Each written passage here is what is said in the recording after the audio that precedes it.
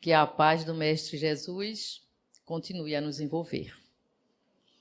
Como sempre, nos sábados, né, para aqueles que ainda não estão habituados, nós estudamos o Livro dos Espíritos de maneira sequenciada. Nós estamos estudando, no momento, a segunda parte, que o livro é dividido em 4, né? Estamos estudando na segunda parte, que trata, o capítulo 6, que trata do mundo espírita, o mundo dos espíritos. E estamos estudando o subitem, escolha das provas. Vamos estudar hoje do item 267 ao item 270. E para que a gente entenda melhor o que nós vamos estudar hoje em relação às escolhas das provas, é importante, nós já falamos isso aqui, mas eu acho que vale a pena relembrar, tá certo? Para aqueles que já ouviram, é como diz Paiva, tenha paciência, tá certo? Mas às vezes existem outros que estão vindo aqui no sábado pela primeira vez, ou que perderam esse estudo, então vale a pena. Existe, como nós sabemos, determinadas palavras que são palavras técnicas, dependendo da ciência, se é a ciência médica, se é a química, se é a biologia, a física. Então, tem determinadas palavras que são usadas nessa ciência com um significado diferente ou, às vezes, ampliado. E a doutrina espírita, sendo uma ciência, sendo uma filosofia, ela também tem suas palavras técnicas. E Kardec, logicamente, que um pedagogo, ele também se preocupou, ele também pensou em nos ajudar, como sempre, e ele fez alguns dicionários. Na verdade, são 3, em relação a essas palavras.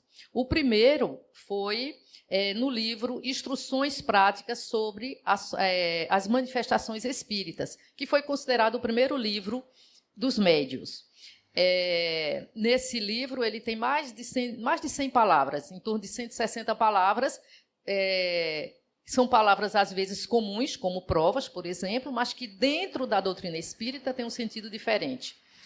E tem outras palavras também que foram criadas por Kardec, como perispírito, médium, mediunidade, espiritismo e etc.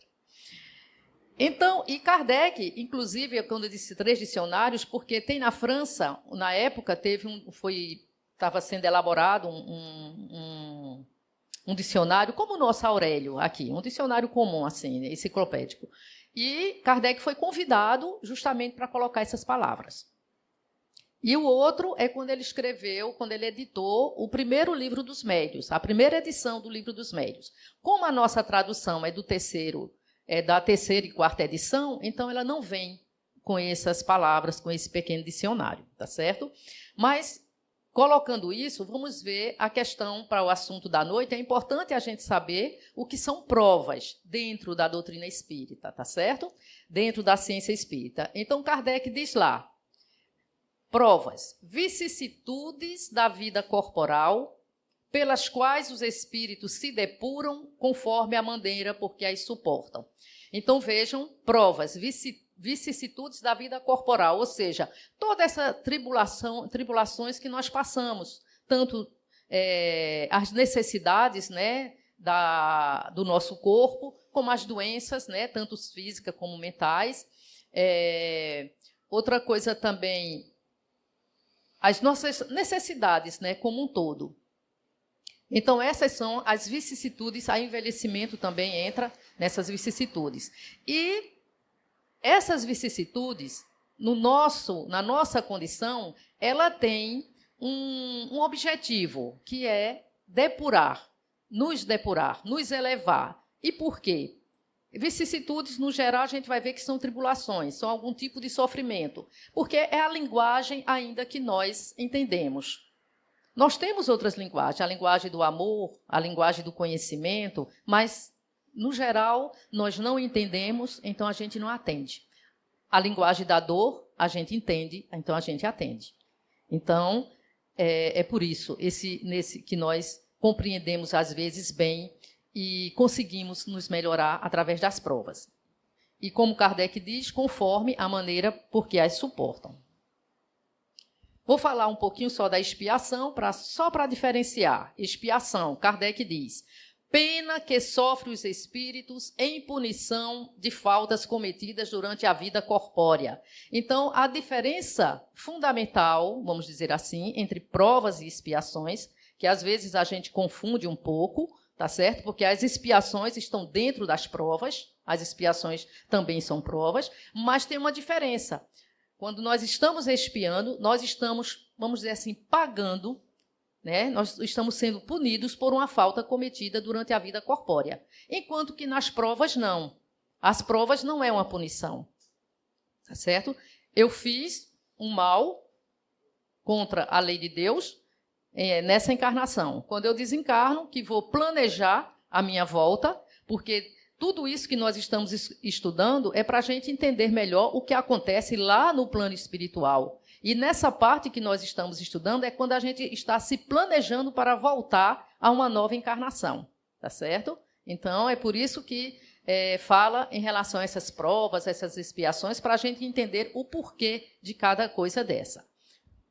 Então, entendendo um pouquinho o que seja provas e expiações, entendendo também que essas escolhas que nós fazemos no plano espiritual e que lá, quando nós estamos nos preparando para essa volta, o nível em que nós nos encontramos, na grande maioria, nós já participamos dessa escolha e a gente já tem uma ideia, né, do que vamos passar aqui, do que vai acontecer, de acordo com as nossas escolhas. Logicamente que nós escolhemos, como os espíritos nos diz, o gênero de provas, aquela coisa ampla, não é o dia a dia, o hora a hora do que estamos aqui na Terra, não. É aquelas coisas fortes que acontecem na nossa vida, em termos de profissão, em termos de doenças, em termos de família, em termos de local de nascimento, de país, de bairro, de cidade, tudo mais. Então, essas coisas assim que faz parte da nossa vida de uma maneira forte, tá certo? Nós participamos. Lógico que existem espíritos que estão numa condição tão precária que ele não tem condição de participar disso, então é a chamada, são as reencarnações compulsórias. E existem outros que estão tão já elevados que ele mesmo sozinho faz o seu planejamento. Não precisa, vamos dizer assim, de tanta ajuda, né? Eles, na verdade, eles já ajudam outros. Então, vamos para as nossas questões. A 267. Kardec pergunta, poderá o espírito fazer sua escolha durante a vida corporal? Então, quando ele fala aqui escolha, então tudo isso nós estamos falando de provas. Porque se você me perguntar, e a expiação? Eu posso escolher também espiar? A resposta é sim. Não é o comum, tá certo, gente? Não é o frequente. Mas é só para a gente entender um pouquinho, porque a nossa vida aqui é uma cópia assim, muito mal elaborada, assim, muito mal feita do que nós temos na nossa vida real. É como, por exemplo, você deve a alguém uma certa quantia. E você tem a obrigação, legalmente, de pagar no final do próximo mês. Mas você fez um trabalho extra, ganhou um dinheirinho bom, que dá para pagar aquela dívida, aí você vai lá e diz, olha, a minha dívida legalmente seria para eu pagar no final do mês, mas como eu ganhei aqui, eu estou antecipando. Eu estou, voluntariamente, você vai lá e paga aquela dívida sua. Então, na expiação, se a gente conseguir isso lá no plano espiritual, porque quando nós cometemos algum crime, nós temos sofrimentos, né, na parte moral, que é justamente na erraticidade, e lembrando também que erraticidade é um termo que Kardec nos explica, o espírito errante é aquele que está desencarnado, mas que ainda necessita de reencarnação para se melhorar, tá certo? Aí nós podemos, em relação à expiação, fazer isso. Não é o comum, mas pode acontecer. Mas vamos lá à questão. Então, nesse momento, dessas questões de Kardec, ele está se referindo às provas, tá certo? Poderá o espírito fazer sua escolha durante a vida corporal? Aí a resposta dos espíritos. Seu desejo pode ter influência. Isso depende da intenção. Mas no estado de espírito, frequentemente vê as coisas de maneira bem diversa. É o espírito quem faz a escolha. mas, ainda assim, ele pode fazê-la nesta vida material, porque o espírito tem sempre os momentos em que se liberta da matéria. Então, compreendendo melhor a resposta dos espíritos. Poderá o espírito fazer sua escolha durante a vida corporal? Sim, pode. Agora, não é o comum, não é o frequente. E nós vamos entender por quê. Essa força que a matéria ainda tem sobre nós, tá certo? Aí ele diz que depende, né, da intenção, e frequentemente é justamente quando a gente desencarna, a gente observa, a gente vai relembrar do que deixamos de fazer aqui, do que fazemos pouco, e vamos fazer o nosso planejamento na erraticidade, no novo momento de uma nova reencarnação. Ou mesmo, mas nós podemos fazer aqui quando estamos agora encarnados, no estado de vigílias. Se a gente talvez tivesse um conhecimento de uma maneira mais forte, de uma maneira mais contundente do que a doutrina nos traz, talvez até a gente fizesse isso com mais frequência, pelo menos os espíritas, tá certo? Podia fazer. Tanto, e também em outras religiões eles nem cogitam isso, tá certo? Mas tem algumas correntes que acreditam na reencarnação, mas que também não pensam nisso. Poderíamos fazer sim, mas é raro. Por quê? Porque a gente é muito ligado à matéria. Então, no geral, essa escolha é feita quando estamos no plano espiritual e quando estamos encarnados, quando o nosso espírito se desprende, como, por exemplo, durante o sono. Então, a gente lá, quando nós dormimos, quando nós ficamos sem essa matéria pesada, a gente pode pensar, pode conversar com os nossos mentores e ter essas ideias de na próxima volta se programar para tal prova. Na questão 267A, Kardec pergunta: muitas pessoas desejam grandezas e riquezas. Não é certamente nem como expiação, nem como prova, não é? Quer dizer, Kardec faz a pergunta. Primeiro ele afirma, né, que muitas pessoas desejam grandeza e riqueza. Mas será que essas pessoas estão querendo mesmo como expiação e como prova? E o Espírito responde que realmente, sem dúvida, não é com essa intenção. A matéria deseja essa grandeza para gozá-la, e o Espírito a deseja para conhecer-lhe as vicissitudes.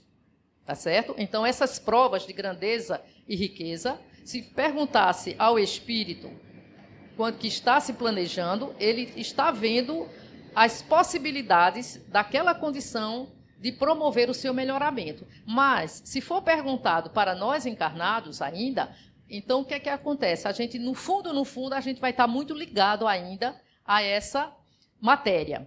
E vamos entender melhor por que essa ligação, né? Inclusive, Kardec, no item anterior, no 266, ele faz várias colocações, e entre elas, ele diz o seguinte, que sob a influência das ideias carnais, o homem na Terra só vê das provas o lado penoso.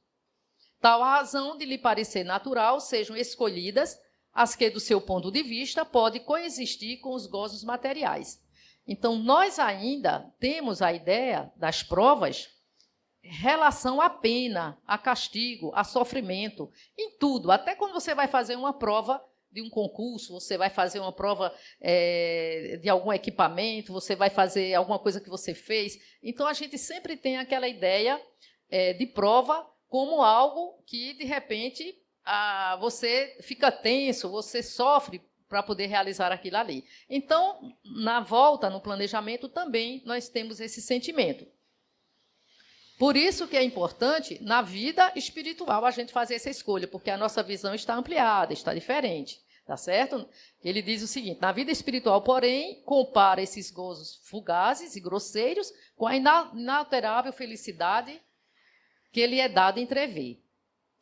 E após cada existência, ele vê o passo que deram, né, e compreendem o que ainda lhe falta em pureza para atingir aquela meta. Daí, o se submeterem voluntariamente a todas as vicissitudes da vida corpórea, solicitando as que possam alcançar prontamente. Ou seja, mais uma vez, ele relembrando que no plano espiritual a nossa visão está ampliada, então nós vamos ter condição de fazer uma escolha mais apropriada para o nosso crescimento. E por que, gente, essa ideia tão forte, né? Essa ligação tão grande com a matéria?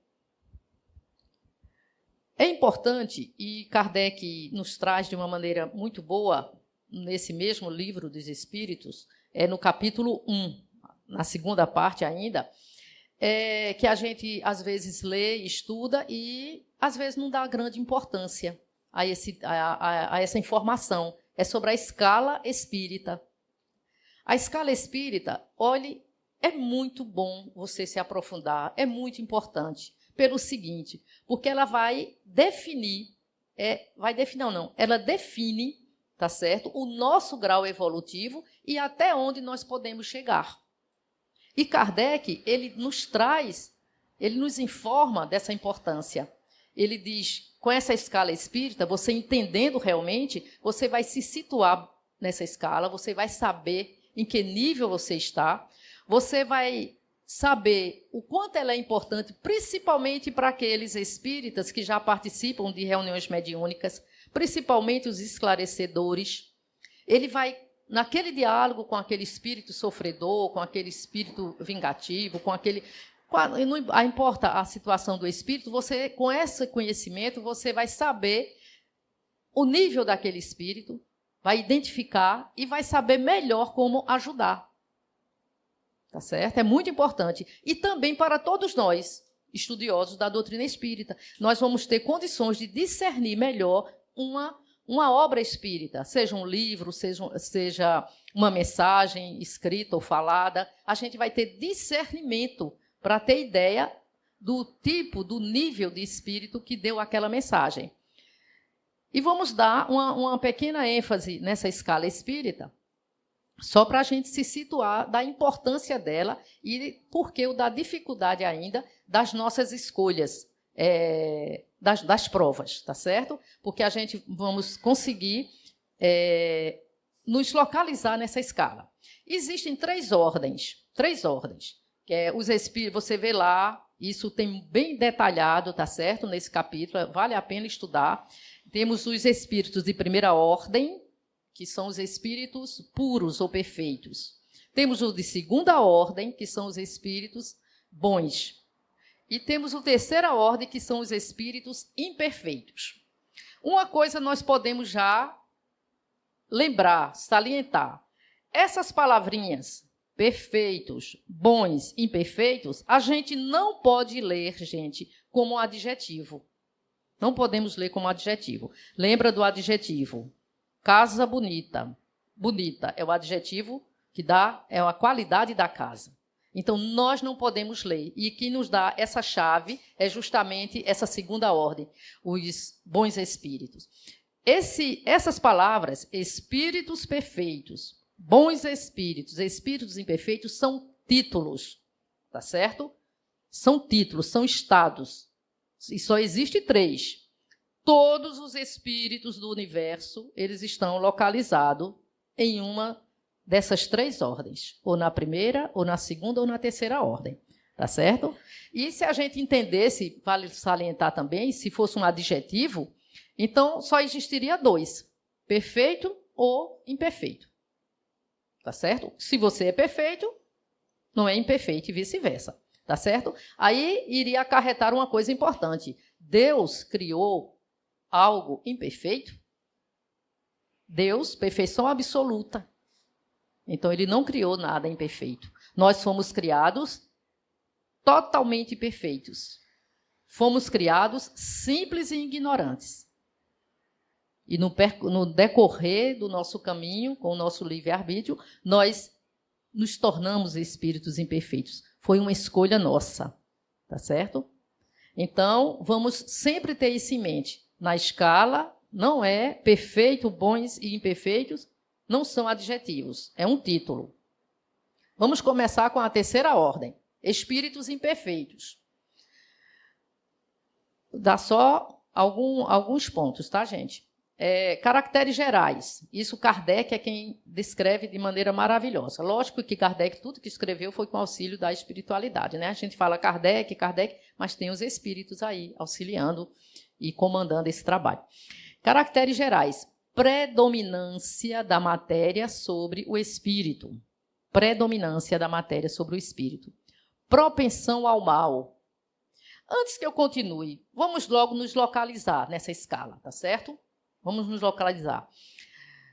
Quem aqui responde... E eu digo logo, a minha resposta é sim, tá certo? A minha resposta é sim. Eu já sei que realmente estou nessa de espíritos imperfeitos. Quem aqui responder sim para as seguintes questões, de vez em quando, você sente raiva? Você sente tristeza, mágoa, orgulho, vaidade? De vez em quando, sente?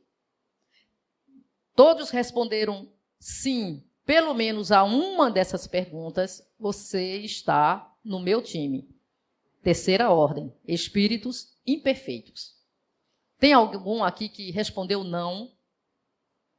Ninguém, né? Então, estamos no mesmo barco, realmente. Somos todos espíritos imperfeitos. Então, quando eu falar espírito imperfeito e falar nós, estamos incluindo todos nós, tá certo? Não precisa eu fazer exceção.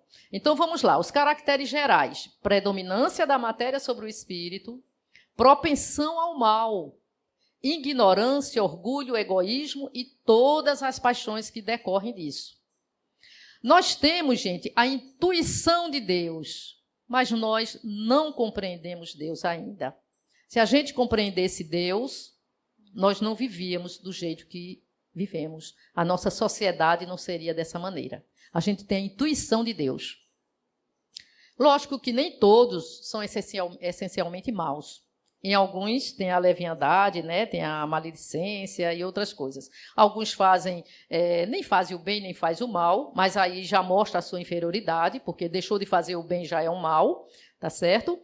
E tem aqueles que se comprazem realmente no mal, tá certo? Então, essas características, o espírito imperfeito, então não vamos nos admirar quando a gente sai e encontra violência, encontra coisas assim, maltratando animais, sujando a natureza. É o que a gente gosta ainda, é o que a gente realmente, ainda a gente se compraz ainda com isso. Tá certo? Os espíritos de segunda ordem são os bons espíritos. Os caracteres gerais, aqui já é o contrário, predominância do espírito sobre a matéria. Desejo do bem. É muito importante entender esse desejo do bem. Às vezes a gente escuta alguém falar prevalência do bem sobre o mal. Os bons espíritos, eles têm uma predominância do bem sobre o mal. Não. Eles têm o desejo constantemente do bem. E vamos entender como é importante esse entendimento dentro da filosofia. A filosofia, Espiritismo é também uma filosofia, né?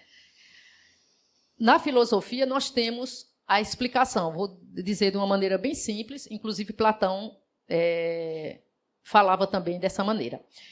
Desejo, ele fala a diferença de desejo e vontade.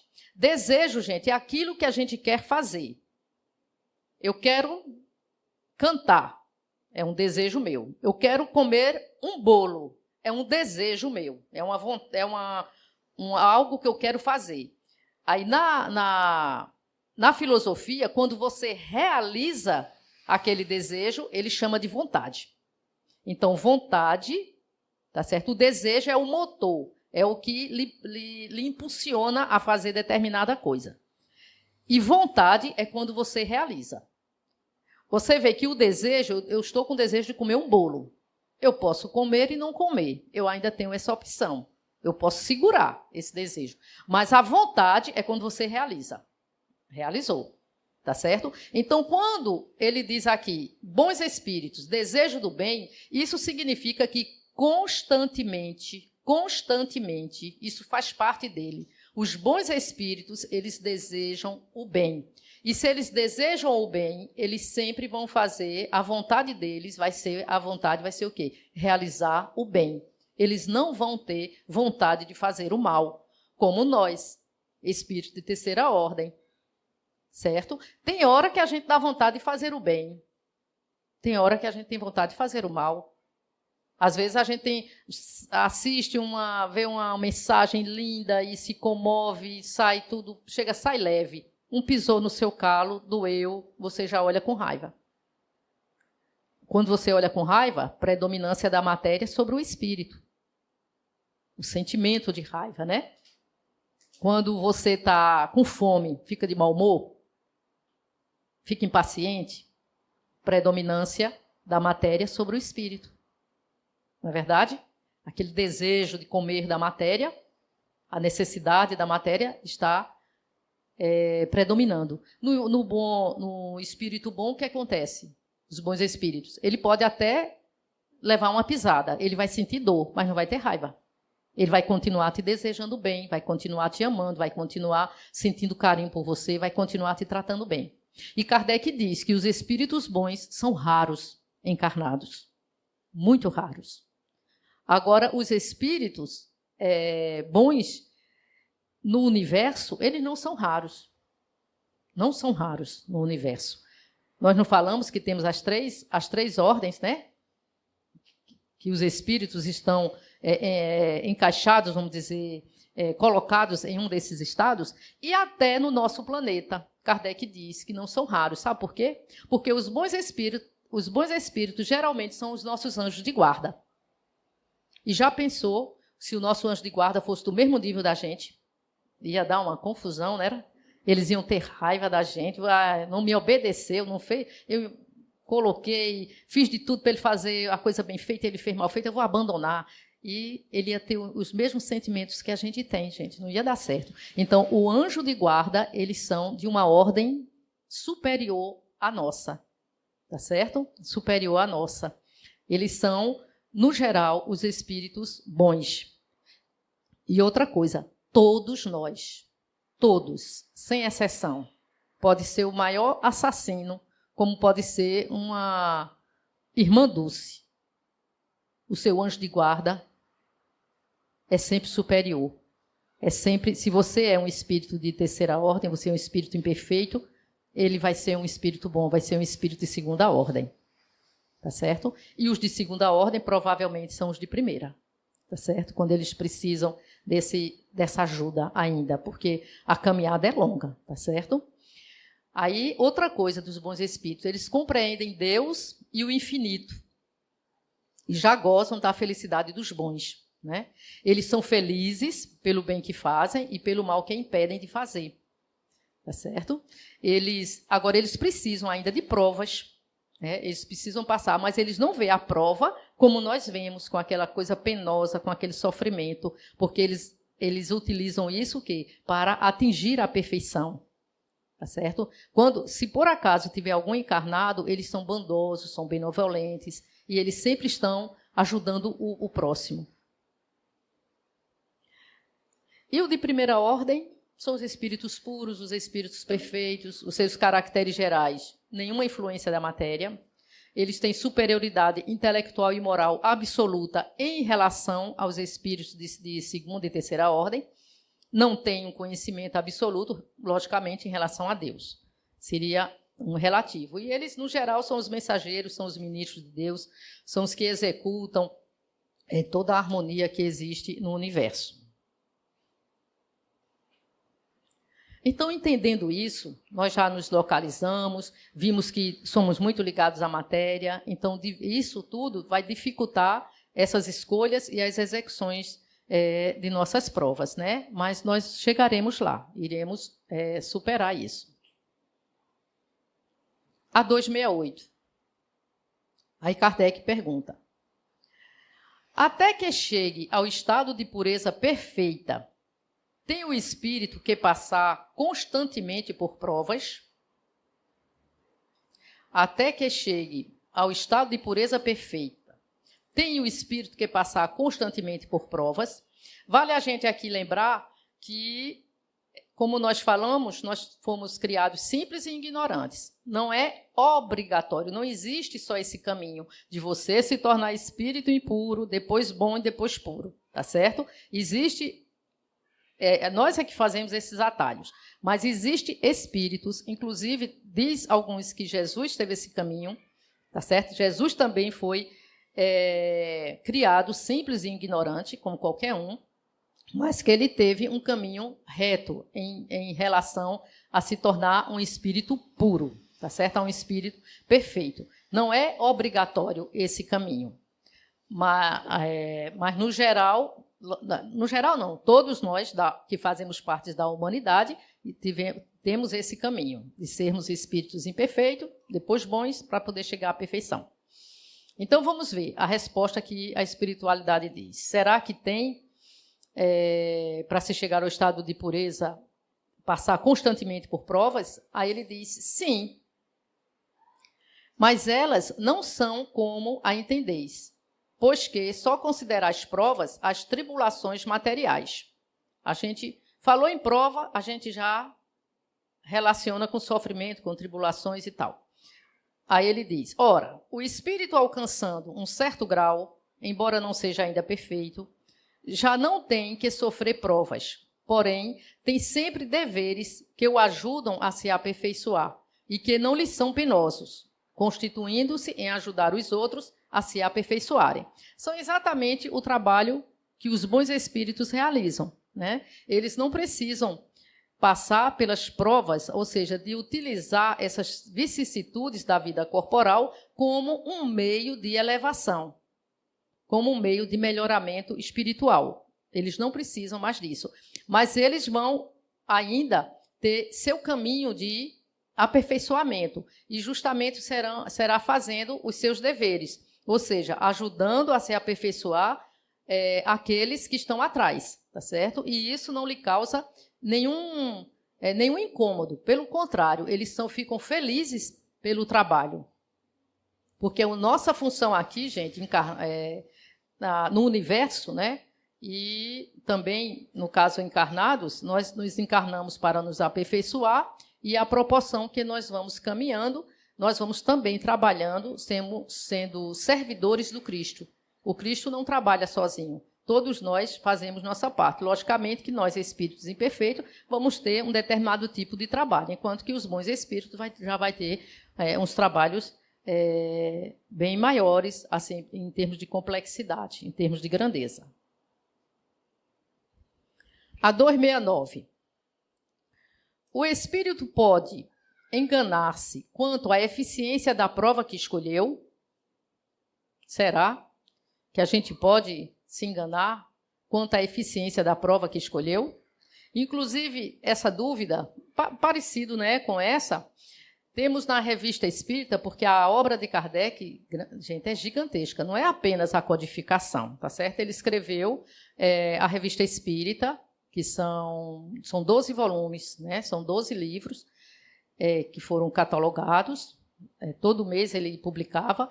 É muito importante essa Revista Espírita, tem muito do que nós encontramos na codificação, mas também tem muitas outras informações que nós não encontramos na codificação, inclusive aquele filme Kardec, que foi de Marcel Souto-Maior, ele foi quem fez ele fez a biografia, o filme foi baseado na sua biografia de Kardec, e ele disse que ele tirou muitas informações justamente da Revista Espírita.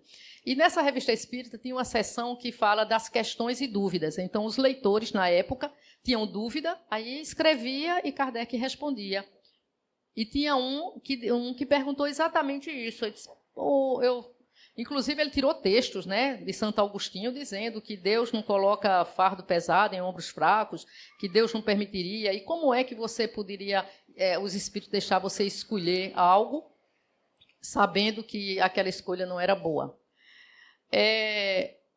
Para a gente compreender melhor, é a mesma coisa que nós fazemos, às vezes, com os nossos filhos, com as pessoas que nós somos responsáveis por elas. Às vezes a gente não deixa ele errar para poder ver que aquele caminho não é bom? Às vezes ele fica tão persistente, acredita, pede, que os espíritos ali que estão contribuindo com ele naquele planejamento reencarnatório, ele diz, não, eu vou deixar você fazer, porque não tem problema. Ele vai errar, vai notar que não deu certo, ele vai começar de novo. Começa a série de novo. E é isso que a espiritualidade responde. O espírito pode enganar-se quanto à eficiência da prova que escolheu, pode escolher uma que esteja acima de suas forças, e então sucumbe, ou seja, ele falha. Pode também escolher uma que não lhe dê, eu achei muito interessante, veja só, pode escolher também uma que não lhe dê proveito algum, como um gênero de vida ociosa e inútil. Mas, nesse caso, voltando ao mundo dos espíritos, percebe que nada ganhou e pede para recuperar o tempo perdido. Nós, quando lemos isso aqui, eu achei interessante, porque eu lembrei que talvez todos nós aqui tenham a oportunidade assim, de conhecer alguém nesse estado, né? Com esse gênero de vida ociosa e inútil. Eu conheço 2 elementos de uma família que vive exatamente assim, gente. Não reclamam, têm uma vida bem simples. O irmão é quem paga o aluguel, o outro dá a cesta básica, mas eles estão felizes, porque acorda a hora que quer, assiste televisão até de madrugada, acompanha o Big Brother, não estudam, não faz nada. A roupa é simples, lava uma para vestir a outra, para vestir no outro dia, mas não reclamam, não reclamam. Não, já estão com praticamente, uma deve ter em torno de 60, a outra talvez um pouco menos, 50 e pouco, e vivem exatamente assim, gente. Levanta a hora que quer, aí faz aquela comidinha, depois assiste televisão. É uma vida realmente, pelo menos no meu ver, eu acho que não está tendo muito proveito. Quando eu desencarnar, ela vai ver, puxa vida, eu vivi tanto tempo e não aproveitei nada. Então, vamos ver o que é que eu posso correr atrás do meu prejuízo. Então, provavelmente, é um espírito que vai querer correr atrás desse prejuízo para ter alguma atividade na próxima encarnação que dê uma alavanca, né? Que dê uma melhorada. Que dê uma melhorada nisso. Tá certo? Então, e outra coisa que às vezes a gente observa é que a gente, por exemplo, com 15 anos, com 20 anos, a gente tinha ciúme, tinha inveja, tinha isso. Aí nós fomos adquirindo, fomos estudando, estamos com 60, somos doutor, temos PhD, e a gente continua com ciúme, com inveja. Quer dizer, não sei quantos anos depois, continua do mesmo jeito. Quando a gente chegar lá, também a gente vai ver, puxa vida, eu perdi tempo. Porque os verdadeiros valores não são esses que a gente encontra aqui na Terra. Esses valores são bons, faz parte, temos necessidade, mas não são os principais. Nós precisamos ter uma meta, nós precisamos lembrar, entender, compreender que a nossa meta é mudar de ordem, é passar de espírito imperfeito para espírito bom. Não é? Tem muito, até os espíritas. Vai ser muito bom quando o planeta passar para a regeneração. Vai ser bom se ele estiver lá. Mas será que ele vai poder estar lá? Será que... Porque o mundo, gente, somos nós que o fazemos. A nossa sociedade é o resultado de cada cabecinha que está aqui, de cada cabeça que vive aqui. É o resultado, é a expressão macro do que somos dentro de nós. Então, vamos pensar nisso para a gente não perder tempo, né? Agora, vamos para a última questão, é a 270. É interessante essa. A que se devem as vocações de certas pessoas e sua vontade de seguir uma carreira em vez de outra? Kardec pergunta, né? Por quê? Às vezes, no geral, a grande maioria das pessoas procuram, lutam para ter aquela profissão que gosta de fazer. No geral, eu quero ser bombeiro. Então, as pessoas, às vezes, começam desde criança, gosta, e quando tem as oportunidades, quando tem a persistência, e chegam lá. Né? Por que isso? Aí a espiritualidade responde: parece-me que podeis responder por vós mesmo a essa questão. Não é a consequência de tudo o que dissemos sobre a escolha das provas e sobre o progresso realizado numa existência anterior? Então, a espiritualidade responde com uma pergunta. Kardec perguntou a que se devem as vocações de certas pessoas e a vontade de seguir uma carreira em vez de outra. Então, veja só. Aparentemente, a gente poderia achar que é uma pergunta simples, né? mas ela tem um fundo, tem um objetivo, que é enriquecer mais os conhecimentos espirituais de cada um de nós. Porque Kardec, ele sempre foi inspirado, né, pelos amigos espirituais, pelos benfeitores, em todas as formulações de suas perguntas. Então, de maneira a mostrar a maneira de despertar em cada um da gente realizar aquele encontro latente. Vocês já perceberam que tem muita gente que não conhece o Livro dos Espíritos? E eu digo a vocês, é uma coisa muito boa a gente presentear o Livro dos Espíritos. Mesmo para as pessoas, porque não vamos ficar com aquela ideia de que, não, fulano não é espírita, eu não vou dar o Livro dos Espíritos. Não tem nada a ver, gente. A doutrina espírita é, como diz nosso amigo, é uma tecnologia de ponta. É informação. Não importa se você é católico, evangélico, ateu, protestante. É uma informação. E ela é boa e é válida para todos. E, às vezes, quando alguém abre, aí diz, puxa vida, era exatamente essa a pergunta que eu queria fazer? Então, é muito interessante. Então, sempre que a gente tiver oportunidade, e essas perguntas, elas foram realmente, são muito bem elaboradas para nos ajudar, para nos levar para frente e para o alto, né?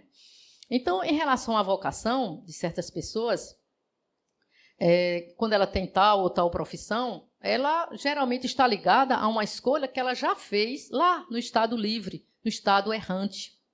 Para quem não tem conhecimento, acha que a pessoa escolheu na hora. Não, eu acho que eu escolhi aqui, eu tive a oportunidade mais aqui, mas é tudo muito encaminhado, porque uma profissão é uma coisa importante, é uma coisa que pode nos elevar, como também pode nos rebaixar, se a gente não executa de maneira adequada.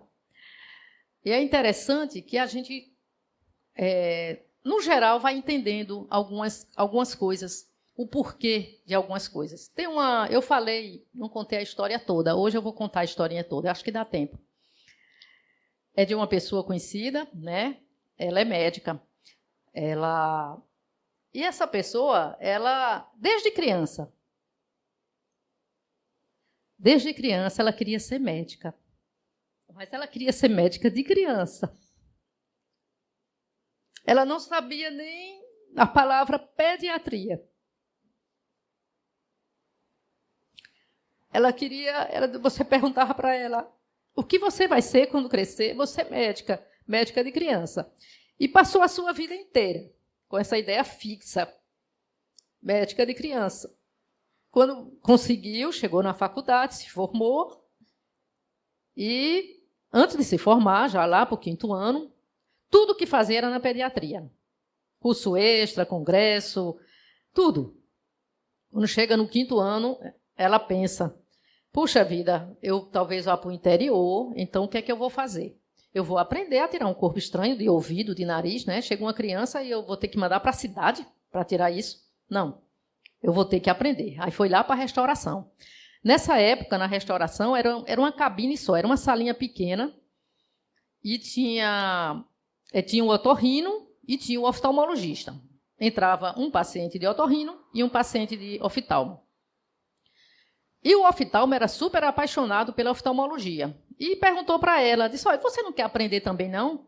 Porque nem todo olho vermelho é uma conjuntivite, a tirar um corpo estranho e tal. Eu quero.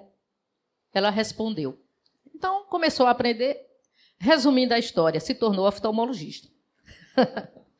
Então, foi uma guindada assim, muito grande, já praticamente no último ano. Aí, disse assim, aí passou-se o tempo. Passou o tempo e teve uma época, não lembro mais quanto tempo fazia de formada, em que teve um episódio de uma pessoa, um encontro com um mendigo, e teve uma coisa importante, mas que, na época, ela não valorizou tanto, não tinha o conhecimento espírita. Passou-se mais um tempo e chegou no espiritismo. Quando chegou no espiritismo, foi que, estudando essas coisas de provas, de expiações, de escolha, disso, daquilo outro, de necessidade, foi que ela veio entender o porquê provável, né? Vamos usar a palavra provável, do entendimento porquê dessa guindada da pediatria para a oftalmologia. Aí sabe o que foi que o mendigo disse? Eu já falei isso aqui para vocês. O mendigo, ela e outras colegas, e ele disse assim, elas atenderam ele, deram ajuda, deram almoço, enfim. E ele queria retribuir de alguma maneira, ele disse, eu sei ler a mão. Não vou entrar, eu vou usar a expressão realmente ler a mão, que a gente sabe que não é na mão em si, mas não vou acrescentar isso, vamos deixar assim, faz de conta que é ler a mão, tá certo? E as colegas deixaram e ela não queria, não, mas deixa, tal. Aí quando ele vai ler a dela, ela estava com a roupa normal, sem estar caracterizada, que era da área de saúde, e ele diz, você trabalha na área de saúde, tem muita gente que gosta de você, é homem, mulher, criança, muita gente gosta de você. Mas você já cegou muita gente em outra encarnação. Mas já cegou muita gente. Na época, não valorizou muito. Ela disse outras coisas, o número de filhos que ia ter. Ele disse, né? O número de filhos que ia ter e tal. Mas não valorizou. Depois do conhecimento espírita, houve algumas ideias. Não que esteja pagando, que seria de uma maneira tão suave, porque ela ama o que faz. Então, ela pensou o seguinte, não pensou que esteja pagando, ela está apenas se preparando emocionalmente, espiritualmente, para uma expiação, quem sabe numa próxima. Não é verdade? Provavelmente. Porque às vezes a gente pensa, a expiação tem que vir logo na encarnação seguinte. Não. A espiritualidade, gente, Deus não quer que ninguém falhe. Ninguém. Ele quer que a gente sempre acerte. Então, ele dá estrutura para isso. Quem sabe que não seja isso. Se for, ótimo para ela, né? Que ela vai ter subsídios para suportar uma expiação pelo que fez. E de sair vencedora. Vamos rezar por isso. Bom, mas voltando aqui, a vocação, né, é um verdadeiro ministério, né? E cada profissão deve ser um sacerdócio, né? Ajudando a despertar os valores morais que nós temos em nossos corações.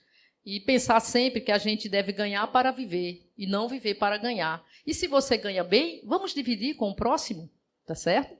Vamos fazer isso também, né? Porque realmente a profissão pode nos elevar, como pode destruir as nossas possibilidades. E se a gente já é consciente disso, vamos ajudar aqueles que estão próximos de nós, vamos dar exemplo, vamos executar a nossa profissão da melhor maneira possível, tá certo? E para encerrar, que já está no nosso horário, tem uma frase aqui que eu achei muito interessante. Vamos, aprimoremos cada vez mais tudo o que fazemos, sem nos esquecermos de convidar Jesus. Não esquecer nunca, gente, de convidar Jesus, para nos inspirar no que fazer das oportunidades que nos foram entregues por misericórdia. Que a paz de Jesus continue a nos envolver.